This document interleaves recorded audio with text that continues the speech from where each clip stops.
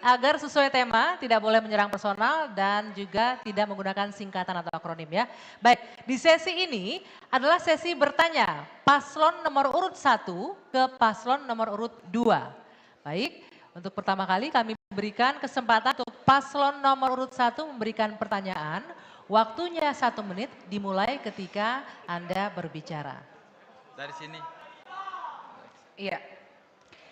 Pertanyaannya adalah, Kecamatan Surian merupakan salah satu wilayah yang berbatasan langsung dengan wilayah Kabupaten Subang, yang tentunya seharusnya menjadi etalase Kabupaten Sumedang. Namun, memprihatinkan kondisi jalan yang sangat rusak. Panjang jalan rusak dari total 24 km jalan kabupaten di Kecamatan Surian, sekitar 17,5 km berada dalam kondisi rusak. Bagaimana ini bisa terjadi dan bagaimana solusinya? Ingin ditambahkan? Masih ada waktu? Cukup. Sudah. Cukup, baik. Kami persilakan paslon nomor urut 2 untuk langsung menjawab, waktu 1 menit. Paslon nomor urut 2 untuk langsung menjawab, waktu 1 menit, silakan. Bu Gita yang saya hormati, saya banggakan. Tentu saya ingin cerita. Saya dari daerah baru yang baru mekar tahun 2012. Esensi mekar adalah ingin akses ini lebih dekat. Tentu yang kami lakukan adalah aspek-aspek yang berkaitan dengan kepentingan masyarakat kita bangun seluruhnya. Jalan, puskesmas, pendidikan, kesehatan, kita bangun terus. Sampai hari ini saya nggak punya rumah dinas. Kami fokus pada persoalan-persoalan itu. Jadi tentu persoalan itu tergantung pada will pemerintah daerah, will daripada pemimpin di daerahnya masing-masing. Insya Allah di kami sudah selesai jalan-jalan karena kan fokus untuk itu. Baik kita, terima kasih. Masih ada waktu, Bapak? Cukup, masih ada waktu? Cukup ya, baik silakan. Nomor urut 1 untuk menanggapi, kami berikan kesempatan waktunya 1 menit. Ya, betul bahwa politik will itu sangat penting atau diperlukan. Dan setuju, serta mungkin ada tambahan dari kami bahwa harus ada penekanan program apa saja yang kira-kira untuk memperbaiki infrastruktur. Yang pertama adalah program perbaikan jalan mulus, targetkan menjadi 80%. Yang kedua, pendanaan khusus infrastruktur, mengalokasikan APBD dan CSR untuk perbaikan jalan. Yang ketiga, pemberdayaan padat karya, yaitu melibatkan masyarakat lokal, sehingga masyarakat terlibat dalam pemeliharaan jalan. Yang terakhir yaitu pembangunan jalan baru untuk wilayah strategis yang menghubungkan desa ke kota. Masih ada Cukup waktu? ya? Cukup? Sudah. Baik. Kami persilakan paslon nomor urut 2 untuk menanggapi balik, waktu 1 menit.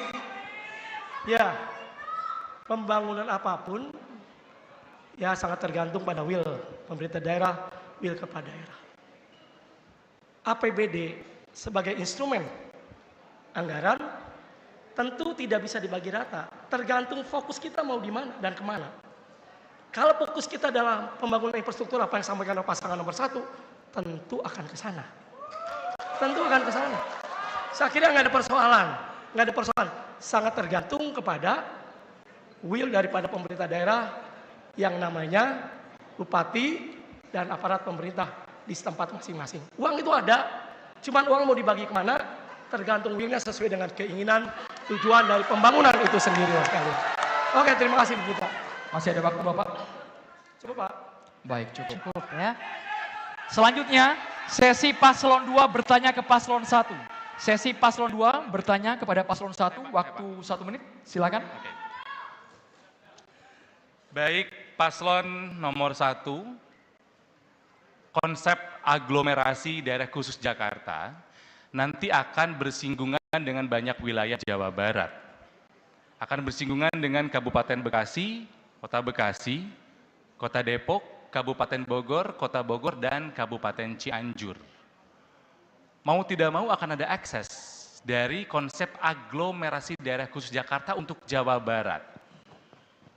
Saya ingin tahu konsep dari paslon nomor 1, bagaimana supaya si konsep aglomerasi ini punya manfaat buat Jawa Barat. Jangan sampai ini sebuah hal yang kontraproduktif. Ya mungkin segitu saja dari saya. Terima kasih. Masih ada waktu? Cukup? Cukup. Baik, cukup ya. Silakan langsung dijawab untuk paslon nomor urut 1.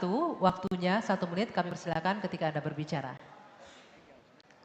Tentu masalah aglomerasi itu penting di dalam kerangka bagaimana pemerataan pendapatan antara satu kota dengan kota yang lain, tetapi hubungan itu harus saling menguntungkan semua pihak.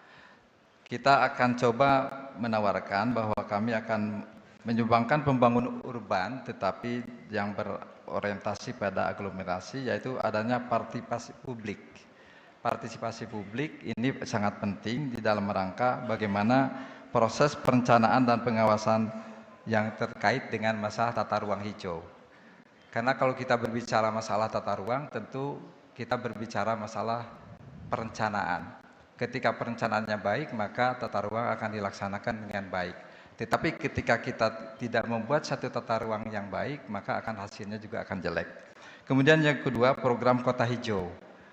Di kota aglomerasi itu penting kota hijau, seperti kota Bandung, itu hanya misalkan Cukup, waktunya habis Bapak.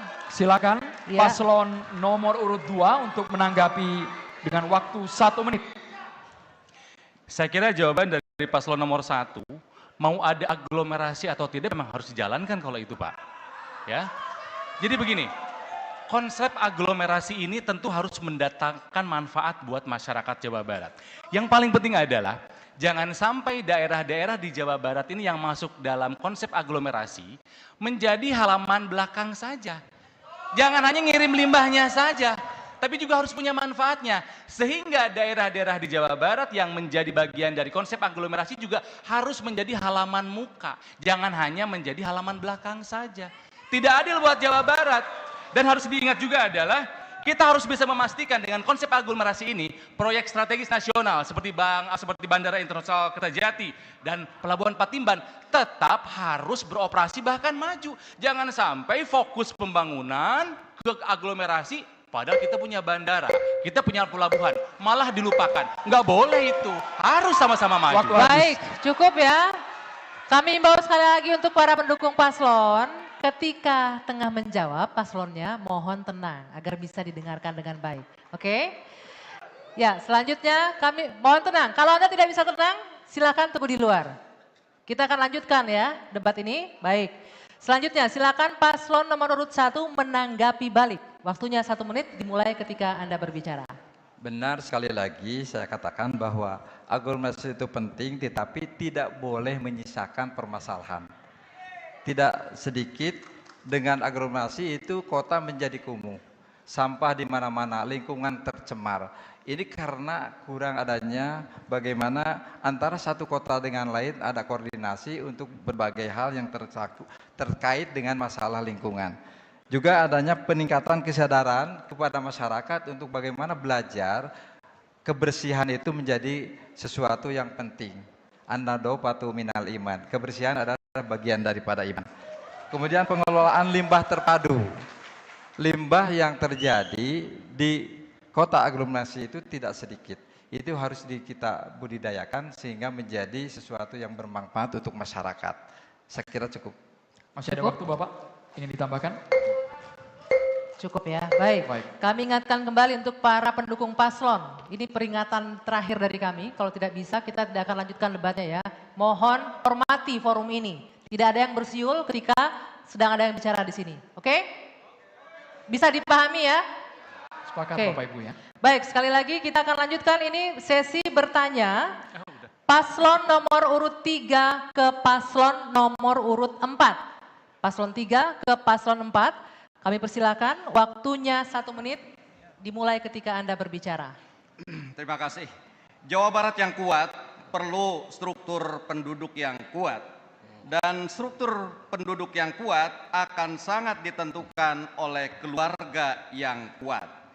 Dari data yang ada, Jawa Barat masih memiliki PR antara lain. Kita melihat angka perkawinan anak yang tinggi.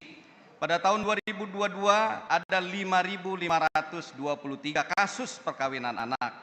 Begitu juga kasus perceraian. 2021 terdapat 89.349 2022 98.000 lebih, dan tingkat KDRT juga sedemikian tinggi. Oleh karena itu, saya ingin tanyakan bagaimana kebijakan yang akan diambil oleh saudara saat memimpin Jawa Barat. Cukup Bapak. Baik. Selanjutnya, paslon nomor 4 untuk menjawab dengan waktu 1 menit, silakan. Perkawinan di bawah umur terjadi karena usia pendidikan yang rendah. Kalau kita ingin mencegah perkawinan di bawah umur, maka lamanya pendidikan harus ditingkatkan. Sehingga harus dibuat dalam perspektif ke depan seluruh anak-anak Jawa Barat mengenyam pendidikan SMA atau SMK. Kerangka ini harus dibangun dengan apa? Melakukan penguatan pendidikan pada sebuah lingkungan. Pemerintah membuat keterjangkauan sekolah dengan lingkungan masyarakatnya. Dan membuat ketersediaan ruang kelas bagi seluruh rakyat di Jawa Barat. Sehingga tidak ada kata lain bagi seluruh rakyat Jawa Barat untuk bersekolah. Kemudian yang berikutnya membuat aturan di mana negara, pemerintah provinsi memberikan hukuman bagi orang tua yang sudah disediakan sekolahnya tapi tidak mampu sekolah. Berikutnya adalah bagaimana pemerintah provinsi mengendalikan agar perkawinan di bawah umur tidak terjadi. Dengan apa? Dengan seluruh izin-izin perkawinan melalui desa harus dikontrol dengan baik sehingga tidak boleh terjadi perkawinan anak di bawah umur dilakukan. Baik. Waktunya habis ya. Kami persilakan paslon nomor urut 3 untuk menanggapi, waktunya 1 menit. Menurut pandangan kami, pendidikan yang ada saja tidak memadai, tetapi harus dibarengi dengan pendidikan yang lebih spesifik, yaitu memberikan edukasi tentang visi dan perencanaan berkeluarga bagi para remaja dan para calon pengantin. Yang kedua, tentu perlu adanya konseling terkait dengan masalah-masalah keluarga, sehingga ini akan bisa diadvokasi berbagai permasalahan-permasalahan yang mencuat dalam kehidupan keluarga. Sehingga kalau keluarga kuat, pasti insya Allah akan mampu melahirkan SDM-SDM dari anak-anak keluarga ini yang semakin juga kuat. Yang ketiga, perlu adanya parenting club dalam masalah pengasuhan anak yang dialogis dan tangguh. Tidak bisa kita menyerahkan kepada sendirian, tapi perlu ada kebersamaan dengan orang lain yang ada di masyarakat. Waktu habis. Selanjutnya, paslon nomor urut 4, silakan menanggapi balik waktu 1 menit. Ya, saya menyepakati terhadap seluruh apa yang disampaikan itu perspektif untuk menyempurnakan pembangunan. Tetapi bahwa di Jawa Barat hari ini yang menjadi problem utama justru terbalik. Kalangan kelas menengah ke atas rata-rata anaknya 2 atau 3. Tapi kalangan kelas menengah ke bawah rata-rata anaknya banyak dan tidak menempuh sekolah. Hal itu terjadi karena kita abai terhadap program keluarga berencana. Bagaimana perspektif ke depan harus dilakukan? Seluruh program pembangunan harus dipastikan rakyat punya ketaatan. Manakala punya bantuan listrik dari pemerintah, rakyatnya wajib untuk KB. Manakala dapat bantuan sosial, rakyatnya wajib KB. Kenapa?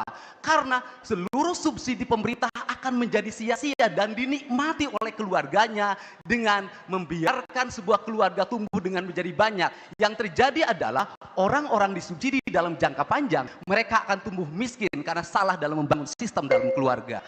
Inilah perspektif yang harus dilakukan oleh kita sebagai pemerintah Provinsi Jawa Barat. Waktu habis, Cukup. Bapak. Baik. Terima kasih untuk paslon nomor urut 4. Selanjutnya ini akan dibalik, hadirin dan pemirsa. Giliran paslon nomor urut 4. Paslon nomor urut 4 kami berikan kesempatan untuk bertanya ke paslon nomor urut 3. Mohon tertib yang di atas sana ya Bapak-bapak, Ibu-ibu sekalian.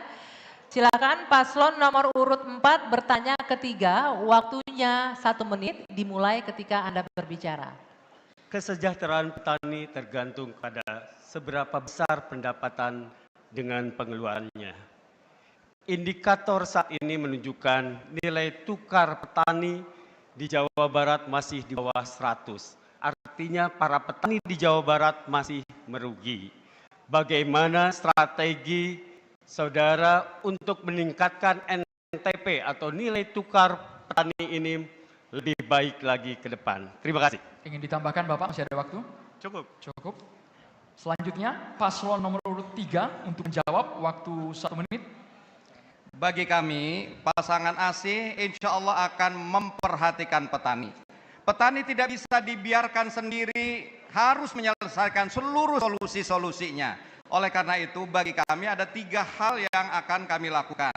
Pertama, persoalan petani akan dihadapkan pada masalah terkait dengan kelangkaan pupuk. Dan akhirnya apa? Petani akan membeli pupuk dengan harga yang mahal. Inilah perlu hadirnya pemerintah dengan memberikan subsidi pupuk organik.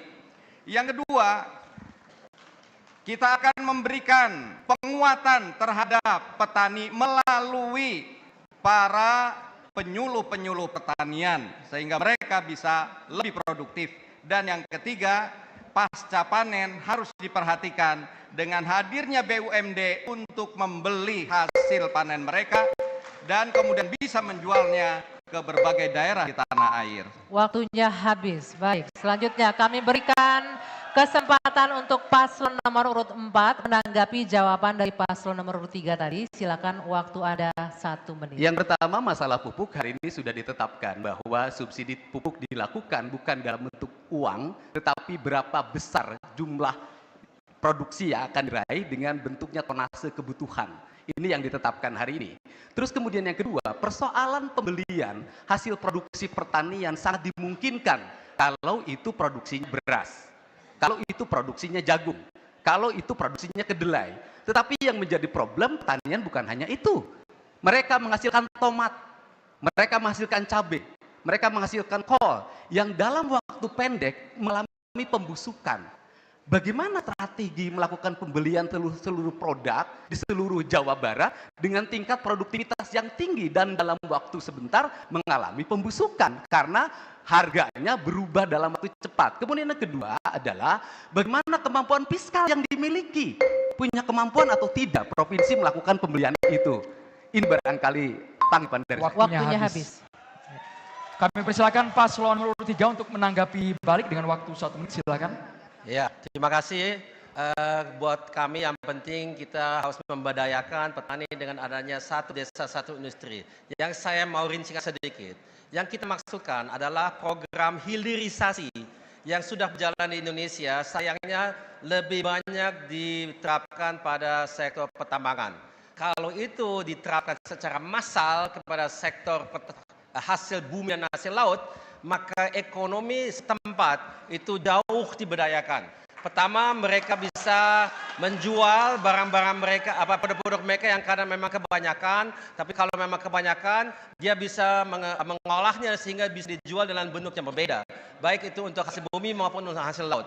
Selain dari itu, kalau kita bicara mengenai permesinan, menurut kajian kami di Jabar sudah banyak sekali perusahaan UMKM yang bisa membuat mesin-mesin setempat dan bisa mengajarkan kepada petani bagaimana mengoperasikannya. Sekian dari saya. Terima kasih. Baik, terima kasih. Kita berikan tepuk tangan yang meriah untuk keempat pasangan calon kita malam hari ini. Boleh kita berikan tepuk tangan yang meriah untuk keempatnya? Kita apresiasi Bapak Ibu untuk seluruh pasangan calon yang sudah melewati sesi saling tanya jawab satu sama lain. Betul. Nanti masih ada satu segmen lagi. Di segmen terakhir kita akan mendengarkan ke seluruh pasangan calon untuk menyampaikan closing statement. Pernyataan terakhir di segmen 6 nanti untuk meyakinkan calon pemilihnya baik yang ada di lokasi ini ataupun yang ada di rumah. Jadi tetap bersama kami, tetap di debat publik ketiga. Calon Gubernur dan